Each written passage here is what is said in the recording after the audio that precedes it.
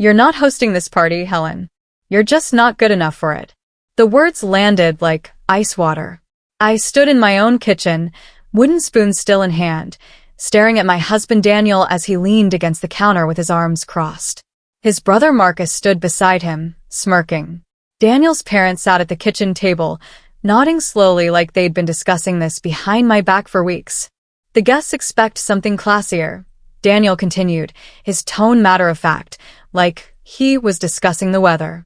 Marcus and Vanessa will handle it. They know what they're doing. Marcus laughed, not even trying to hide his amusement. Don't worry, Helen. You can still attend. Just, as a guest. I felt something crack inside my chest, but I kept my face neutral. 15 years of marriage, 12 years of hosting every family gathering, every holiday, every celebration in this house, and now I wasn't good enough. The party is in 6 hours, I said quietly. Exactly why we're taking over now, Vanessa said, breezing into the kitchen like she owned it. Before you ruin everything. I set down the spoon and walked out of the room. Behind me, I heard them immediately start planning without me, like I'd already ceased to exist. My name is Helen. I'm 38 years old, from Portland, Oregon, and if you're watching this, please subscribe to my channel for more fascinating stories like this one. You're going to want to hear how this ends. An hour later, I became a guest in my own house. Vanessa gave me instructions. Where to sit, what not to touch, when to stay out of the way. She moved through my living room rearranging furniture I'd carefully positioned that morning. She replaced my flowers with ones she'd brought, expensive but soulless arrangements that looked like they came from a funeral home. Helen, could you not stand there? She said, waving her hand at me like I was blocking her view. You're in the way. I moved to the corner and watched Marcus direct the caterers into my kitchen. They were using my plates, my silverware, my tablecloths. Everything I'd prepared was being pushed aside or thrown away. Daniel walked past me twice without making eye contact. His mother, Patricia, approached me with a tight smile. This is for the best, dear. Vanessa has such refined taste. You understand. I understood perfectly. I just didn't respond. Guests began arriving at 6. They rang my doorbell, entered my home. Vanessa greeted them at the door like she lived here. I heard her say, "Welcome, welcome. I'm so glad you could make it to our little gathering." Our gathering. In my house. One guest, a woman named Barbara who I'd known for 8 years, spotted me in the corner and frowned. "Helen, why are you hiding over here?" Before I could answer, Vanessa appeared with champagne. "Helen's taking the night off. She's been so stressed lately." Barbara's frown deepened, but she said nothing. I watched her eyes move around the room, noticing things. Small things. Things that weren't quite right. The first crack appeared during dinner service. The caterers brought out the main course, and immediately I noticed the problem. They'd prepared salmon with a cream sauce. Marcus and Patricia were both lactose intolerant. I'd specifically ordered a dairy-free option when I'd originally planned this menu. Marcus took one bite, and his face went red. He grabbed Vanessa's arm and whispered urgently. She went pale. I sat at my designated table in the corner and watched. The caterers were confused. Vanessa was panicking. Guests were waiting, plates half empty. I stood up, walked into the kitchen, and quietly spoke to the catering manager. I'd worked with him before. He remembered me. Within 10 minutes, the dairy-free dishes I'd originally ordered appeared. They'd been kept on standby, just in case. Crisis solved. I returned to my corner, without a word. But people had noticed. Several guests watched me walk back, then looked at Vanessa with new questions in their eyes. An elderly man named Frank, a longtime family friend, caught my eye and nodded slowly. He'd seen what happened. He understood. "Helen always thinks ahead," he said to the woman next to him. His voice wasn't loud, but it carried. "She's always been the organized one at these things." Vanessa appeared at my side moments later, her smile bright and fake. "Thank you for that quick thinking," she whispered. Then, louder, to the guests nearby, "Wasn't that lucky?" The caterers had backup dishes ready. She took credit without blinking. The humiliation came during the toast. Marcus stood up with his wine glass, calling for everyone's attention. The room quieted. He launched into a speech about family, gratitude, and tradition. Then he turned to Vanessa. "I have to thank my amazing wife for saving this party," he said, grinning. "My poor sister-in-law was overwhelmed, and Vanessa stepped in at the last minute to make tonight possible. Let's give her a round of applause." The room erupted in clapping. Vanessa stood, bowed slightly, soaking in the attention. I sat motionless. Not a single person looked at me. Not even Daniel. I realized then, with perfect clarity, that this wasn't about competence.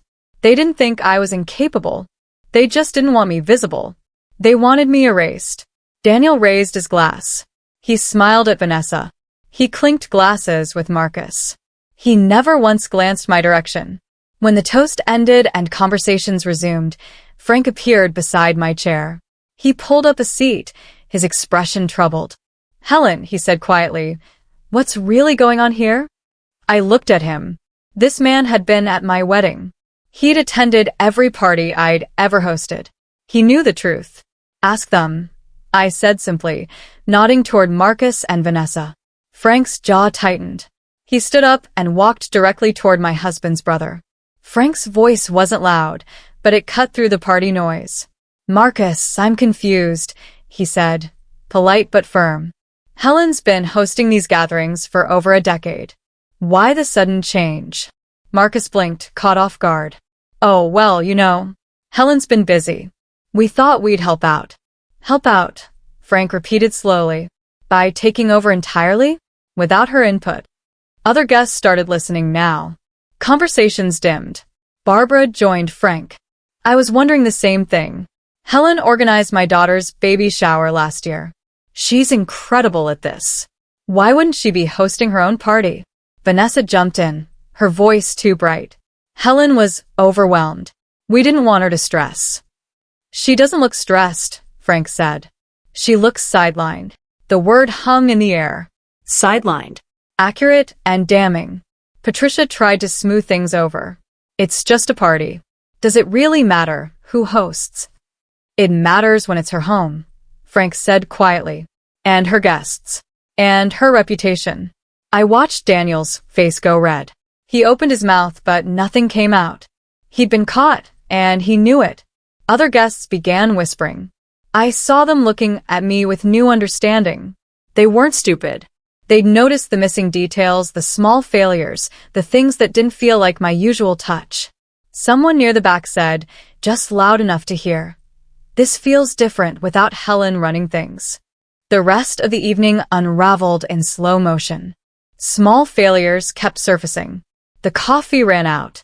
No one knew where I kept the extra supplies. The music system malfunctioned. Vanessa didn't know the password. A guest asked for the bathroom, and Vanessa pointed to the wrong hallway. Each time, someone asked me for help. Each time, I smiled politely and redirected them to Vanessa or Marcus. "I'm just a guest tonight," I said over and over. People started noticing my tone. The way I said "just a guest" with absolutely no emotion. It was more damning than anger would have been. By 9 o'clock, the party felt uncomfortable. Guests began leaving earlier than usual. They thanked Vanessa out of politeness, but several pulled me aside privately. "Are you okay?" Barbara asked at the door. "I'm fine," I said. And I meant it. I felt strangely calm. "This wasn't right, Helen," Frank said, shaking my hand before leaving. "Everyone knows it." When the last guest departed, Daniel, Marcus, Vanessa, and Patricia gathered in the kitchen. I heard them through the doorway, their voices tired but satisfied. "That went well," Marcus said. "Could have been smoother," Vanessa admitted. "But good enough." Then Daniel said the words that sealed everything. Helen should be grateful she was even allowed to attend. I stood in the hallway, completely still. Aloud. In my own home. That night, after everyone had gone to bed, I went to my office and began gathering documents. Financial records. Property deeds. Bank statements. I worked until 3 in the morning, organizing everything into folders. The next morning, I started reviewing 15 years of my life with Daniel. I'd given up my career as an event coordinator when we got married. Daniel said he earned enough for both of us. I'd focused on home, family, the invisible labor that kept everything running smoothly. I organized every holiday, remembered every birthday, maintained every relationship with his family, planned every vacation, managed every household crisis. And I'd done it well. I knew I had. The guests last night proved it. They'd noticed my absence immediately because my presence had always mattered. But somewhere along the way, Daniel and his family had stopped seeing my contributions as valuable. They saw them as expected, as basic, as something anyone could do. Last night wasn't about my competence. It was about erasure, about making me invisible in my own life. I opened my laptop and updated my resume for the first time in 12 years. My hands shook slightly as I typed.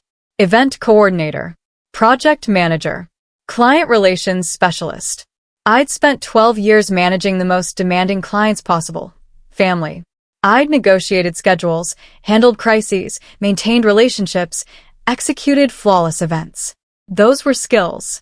Real, marketable skills. I sent my resume to 3 former colleagues before I could second-guess myself. Then I went downstairs and made breakfast like nothing had changed. Daniel barely looked at me. "Thanks for not causing a scene last night," he said while reading his phone. "You're welcome," I replied calmly. He had no idea what I'd started. 2 days later, I received a response from Patricia Brennan, a former colleague from my event coordination days. "Helen, I can't believe it's been 12 years. Are you getting back into the industry? Because I have a consulting position that would be perfect for you. It's part-time, flexible, and the pay is excellent. Interested?" I stared at the email for a long moment. Then I typed, "Very interested. When can we talk?" We scheduled a call for that afternoon. Patricia explained that her firm handled corporate events, fundraisers, and high-profile social gatherings. They needed someone with experience who could jump in on short notice and manage complex logistics. "You are always the best at reading a room," Patricia said, "at anticipating problems before they happened. That's rare, Helen. Really rare." The position was mine if I wanted it. 20 hours a week. I could work from home or their office. The salary was more than I'd expected. "There's one other thing," Patricia added. "A lot of our clients are in Portland's business and social circles. You might run into people you know." I thought about Daniel's family, about their social network, about how much they depended on their reputation in those circles. "That's fine," I said. "I'm not worried about that." I accepted the position that day. I started the following Monday. I told Daniel I'd taken a part-time consulting job. He barely reacted. "That's nice, honey," he said, not looking up from the television. "As long as it doesn't interfere with family obligations." I didn't tell him those family obligations were no longer mine to manage. The shift happened at Sunday dinner 2 weeks later. The whole family gathered at Patricia's house. I'd always organized these dinners, coordinating schedules and dietary restrictions, bringing dishes that complemented whatever Patricia was making. This time, I brought nothing. I arrived exactly on time, sat down, and waited. Patricia looked confused when I appeared empty-handed. "Helen, dear, didn't you bring your usual salad?" "I didn't know I was supposed to," I said pleasantly. "No one asked me to bring anything." An awkward silence followed. Dinner was chaos. Patricia had forgotten Marcus was lactose intolerant and served a cheese-heavy lasagna. No one had checked if there was enough seating. The wine ran out halfway through the meal. Small things, but noticeable. Marcus, emboldened by wine, decided to joke about the party.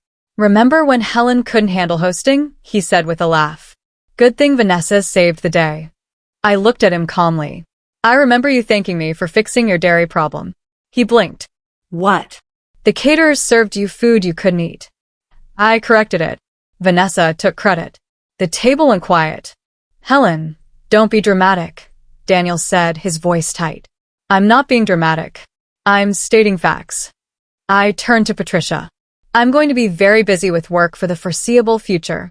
I won't be available for family coordination anymore." Patricia's face went pale. "What does that mean?" "It means if you need something organized, you'll need to do it yourselves." Marcus laughed. but it sounded forced. This is ridiculous. You're upset about one party. I'm not upset, I said calmly. I'm just unavailable. Over the next month, the cracks widened into chasms. Patricia's birthday came and went. No one remembered to send a card. She was hurt. Marcus's anniversary arrived. No reminder went out. Vanessa was annoyed. Daniel's father needed a ride to a medical appointment. No one had organized backup transportation. Things that I'd always handled silently, invisibly, suddenly became obvious problems. Why didn't anyone tell me about Mom's birthday? Daniel asked me, frustrated. I'm not the family secretary anymore, I said. You have a calendar. Use it. He stared at me like I'd spoken a foreign language. Meanwhile, my consulting work was thriving. Patricia Brennan introduced me to her network, and word spread quickly.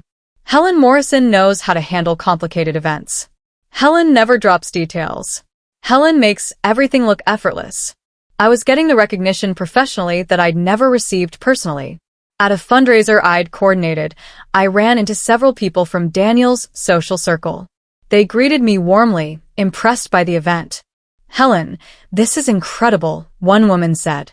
I had no idea you worked in events. I've been doing it for years, I replied. Just not professionally until recently. Daniel was there that night. He'd come with Marcus for networking. He stood across the room, watching people approach me, watching them treat me with respect. His face was unreadable, but I saw him notice. Marcus overplayed his hand at a community business mixer. He was talking to a potential client, bragging about his connections, his influence, his importance in Portland's business community. He mentioned organizing high-profile events, implying he was the go-to person for sophisticated gatherings. The client, a woman named Teresa, smiled politely. Oh, are you in event planning? Not professionally, Marcus said. But I have a natural talent for it. Organization. Attention to detail. That sort of thing. Teresa's smile grew sharper. Interesting. Because I just hired someone for a major corporate event. Helen Morrison. She came highly recommended. Do you know her? Marcus froze. That's my sister-in-law. Oh, wonderful. Then you know how talented she is. She coordinated the Brennan Foundation fundraiser last month. Flawless execution. I was told she's the best in the city. Marcus's face reddened. Well, Helen, she's learned from watching others. Teresa's expression cooled. She has 15 years of professional experience. I reviewed her portfolio myself. The correction was gentle but devastating. It happened in front of 6 people, all of whom were now looking at Marcus with new skepticism.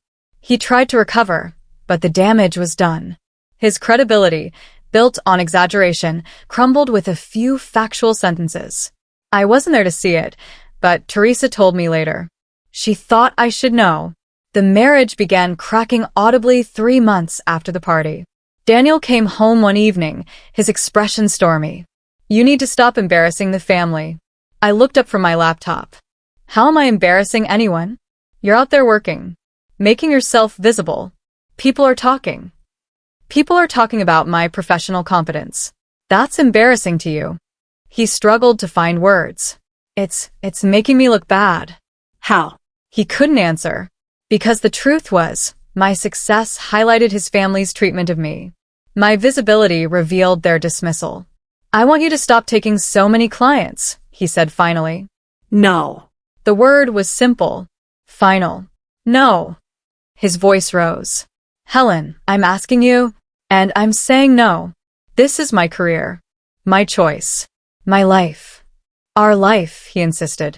Then you should have treated it like our life when your family took over my party. In my house. When you let them humiliate me. When you told them I should be grateful to attend. His face went white. You heard that. Every word. That night, I slept in the guest room. Not because he told me to, because I chose to. He didn't try to stop me. Patricia and Marcus's mother called 2 weeks later. Helen, dear, we need to talk. Can you come by for tea? I agreed, curious about what desperate measure they'd attempt next. Patricia's house felt different now. Smaller somehow. less important than it used to be. She served tea with shaking hands. Marcus's father sat silent in the corner. We're concerned, Patricia began. The family feels fractured lately. I've noticed, I said neutrally.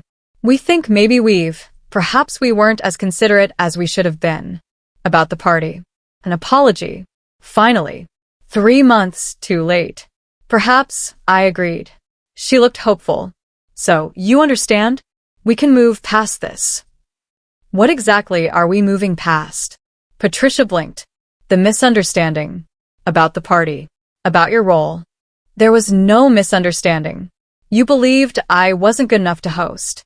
You said so explicitly. That wasn't the misunderstanding. That was clarity. We didn't mean. What did you mean? Silence. What do you want from us? Patricia asked finally, her voice small.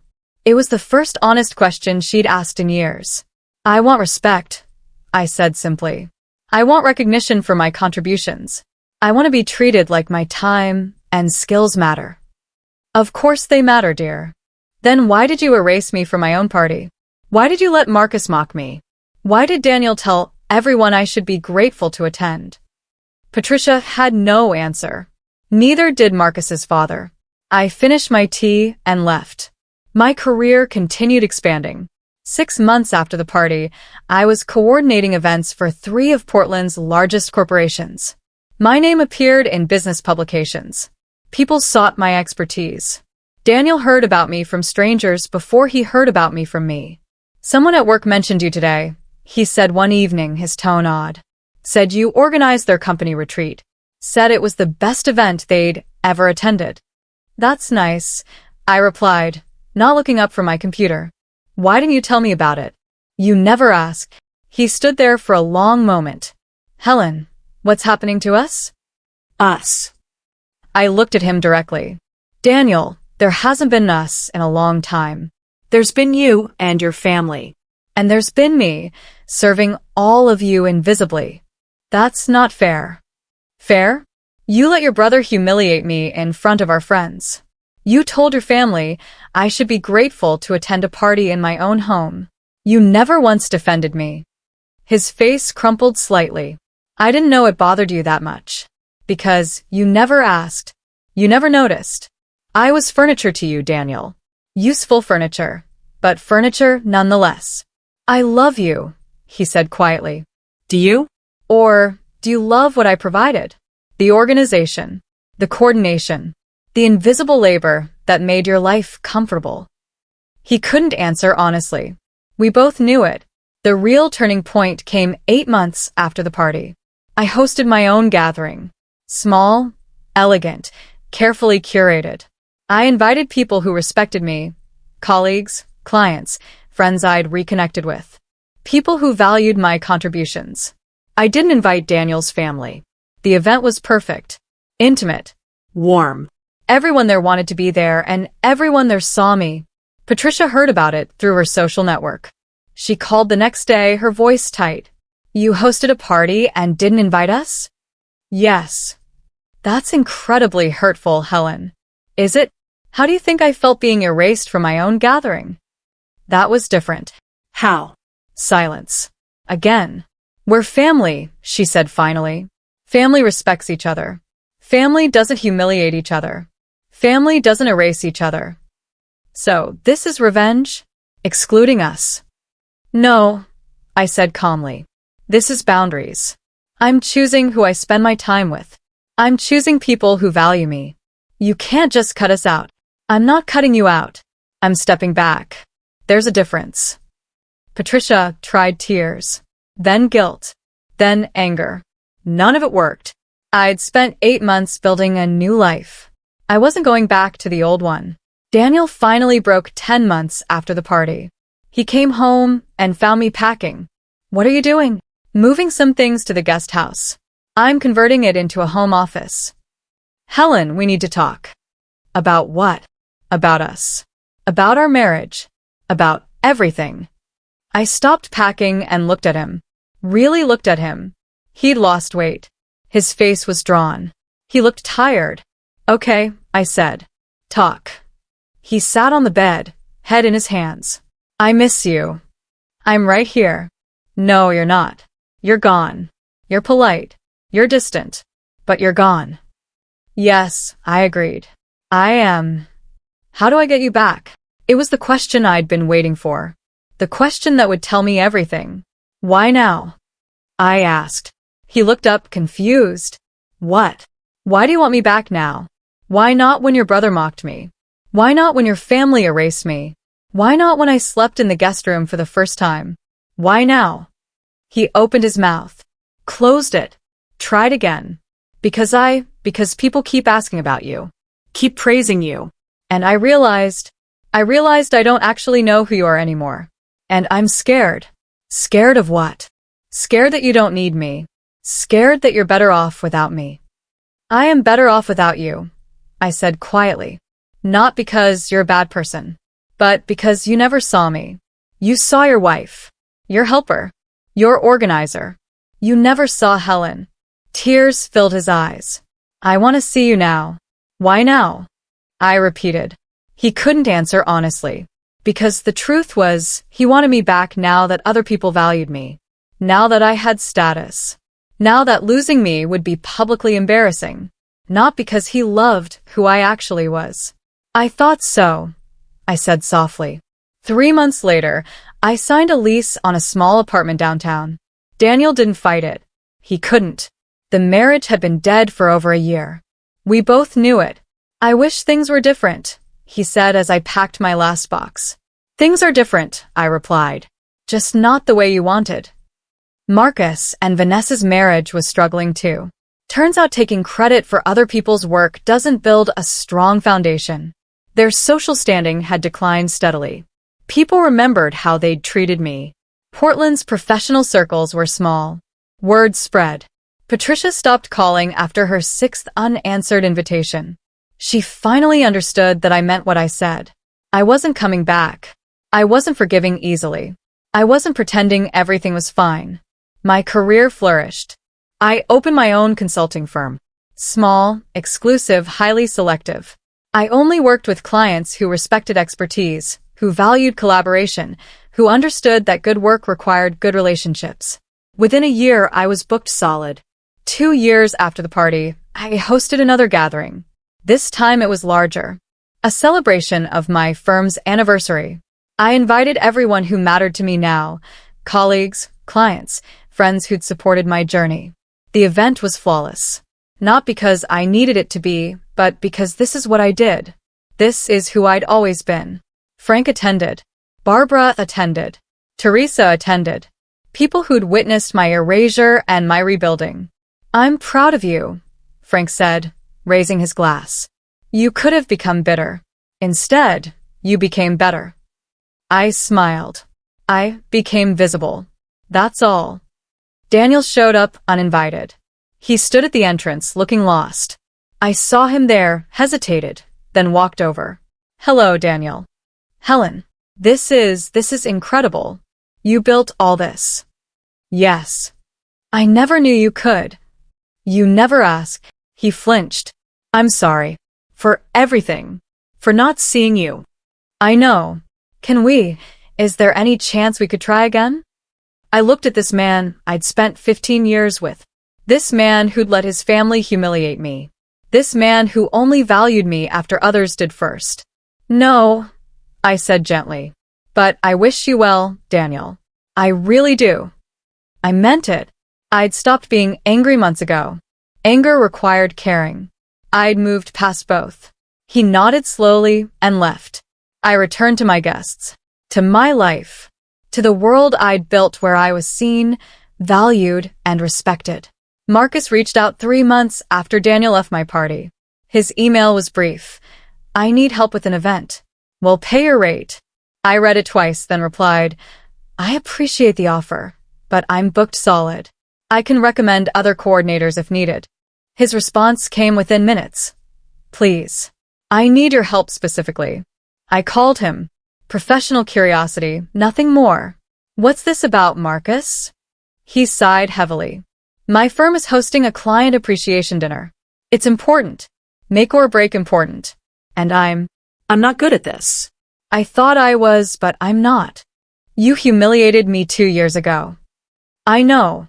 You took credit for my work. I know. You mocked me in front of our family. I know. And I'm sorry. I'm genuinely sorry, Helen. I was an idiot. I was jealous. You made everything look easy, and I resented that. It was the first real apology I'd received. Honest. Unvarnished. Too late. I can't help you, Marcus. Why not? You help clients all the time. Because working with you would compromise my boundaries. I've built a life where people respect me. I can't risk that, not even for professional reasons. So this is revenge. No. This is self-preservation. There's a difference. I gave him 3 names of excellent coordinators and ended the call. He sent one more email. I understand. And I deserved that. He was right. He did. The divorce was finalized 3 years after the party. Daniel and I split everything fairly. The house sold quickly. We divided assets without fighting. It was the most civil our relationship had been in years. I hope you find what you're looking for, he said at the final meeting. I already did, I replied. I found myself. He smiled sadly. I wish I'd found you sooner. I was always there. You just weren't looking. My business continued growing. I hired 2 associates. We moved into a proper office. We built a reputation for excellence, integrity, and respect. But the most satisfying moment came at a charity fundraiser. Patricia attended with Marcus. We hadn't spoken in 2 years. She saw me across the room, hesitated, then approached. Helen, you look well. Thank you. So do you. Awkward silence. I've been thinking, she began carefully, about what happened. About the party. About how we treated you. Yes, I was wrong. We were wrong. You weren't not good enough. You were too good. And that threatened us somehow. We made ourselves feel important by making you feel small. It was the apology I'd needed 3 years ago. Now it felt like old news. I appreciate you saying that. Is there any way could we possibly start over? I consider this woman who'd watched her son humiliate me. Who'd agreed I wasn't classy enough for my own party. Who'd enabled my erasure. I don't think so, I said gently. But I don't wish you ill, Patricia. I hope you're well. Her eyes filled with tears, but she nodded. I understand. You deserved better than what we gave you. Yes, I agreed. I did. 5 years after the party, I attended Frank's 80th birthday celebration. The room was full of people I'd known for decades. Some had witnessed my humiliation. All had witnessed my rebuilding. Frank pulled me aside during the evening. You know what I admire most about you, Helen? What's that? You didn't burn bridges. You just stopped crossing them. That takes more strength than revenge ever could. I smiled. I learned that the hard way. The best lessons usually are hard. Barbara joined us. Helen, I have to tell you something. Remember that night? The party where they pushed you aside. I remember. I felt terrible. We all did. But we didn't speak up. We should have spoken up. You spoke up eventually. That's what mattered. But not soon enough. I'm sorry for that. I squeezed her hand. I forgive you. Honestly. And I meant it. Because forgiveness wasn't about them anymore. It was about me not carrying that weight. Teresa appeared with champagne. To Helen, the woman who turned humiliation into empire. We laughed and clinked glasses. My empire wasn't built on revenge. It was built on competence, respect, and boundaries. The best revenge really was living well. 7 years after the party, I ran into Vanessa at a professional conference. She looked older, tired. Her marriage to Marcus had ended. Her social standing had never recovered. She worked in marketing now, far from the glamorous life she'd imagined. Helen, she said, startled. Vanessa. How are you? I'm okay. You? I'm well. Silence stretched between us. I owe you an apology, she said finally. For the party. For taking credit. For everything. Yes, you do. She flinched at the directness. I was trying to impress Marcus's family. I thought if I could prove I was sophisticated, classy, better than I thought it would make them accept me. Did it work? No. They treated me the same way they treated you. Like I was useful, but disposable. I felt a twinge of sympathy. Just a twinge. I'm sorry that happened to you. Are you really? Yes. I wouldn't wish that feeling on anyone. Not even you. Her eyes filled with tears. I don't expect forgiveness. Good. Because I'm not ready to give it. But maybe someday? Maybe someday, I agreed. But not today. We parted ways. I didn't hate her. But I didn't trust her either. Some boundaries remained necessary. 10 years after the party, I received a wedding invitation. Marcus was remarrying. The invitation was formal, expensive, clearly Vanessa-free. A handwritten note was included. I know I have no right to ask, but I'd be honored if you attended. I want you to see that I've changed. That I've learned. That I finally understand what I lost when I disrespected you. No pressure. Just hope. Marcus. I considered the invitation for a week. Finally, I RSVP'd yes. Not because I'd forgiven everything, but because I was curious. And because 10 years had given me enough distance to feel safe. The wedding was small, intimate, genuine. Marcus's new partner was kind, grounded, respectful. Nothing like Vanessa. Marcus saw me arrive, and his face lit up with surprise and gratitude. During the reception, he approached carefully. You came. I did. Thank you. That means more than you know. Your partner seems lovely. She is. She's taught me a lot about respect. About seeing people for who they really are. Good. You needed that lesson. He laughed, a real laugh. I did. 10 years too late, but I did. We talked for a few minutes. Surface-level conversation. Pleasant but distant. Helen, I know I can never undo what I did. But I want you to know I'm genuinely sorry. Not because it's convenient, but because I finally understand how badly I hurt you. I believe you. Does that mean we can be family again? It means I don't hate you anymore. That's progress. He nodded, understanding the boundary. Some damage couldn't be fully repaired, but it could be acknowledged. 15 years after the party, I stood in my office overlooking Portland. My firm had grown beyond anything I'd imagined. We employed 12 people. We handled events across 3 states. We had a reputation for excellence that I'd built one careful decision at a time. My personal life was full too. I'd dated. I'd traveled. I'd built friendships based on mutual respect. I'd learned to value myself the way I'd always valued others. Daniel had remarried. Marcus was happy with his new wife. Patricia had retired to Arizona. Vanessa had moved away entirely. The people who'd told me I wasn't good enough had scattered, their lives continuing in paths that no longer intersected with mine. And I was fine with that. Frank passed away that year. At his funeral, I saw many people from that original party. They'd all aged. We all had. Barbara approached me afterward. He was always so proud of you, you know. After that night, after everything, he used to tell everyone about you. About how you handled it with grace. He was a good man. He said you taught him something important. That dignity isn't about never being knocked down. It's about how you stand up afterward. I smiled through tears. He taught me things too. We hugged, old friends connected by shared history and mutual respect. Today, 20 years after the party, I'm 58 years old. I still run my consulting firm, though I've stepped back to let my associates handle most events. I mentor young professionals. I write about business ethics and personal boundaries. I live comfortably in a space I designed completely for myself. Sometimes people ask me about that party.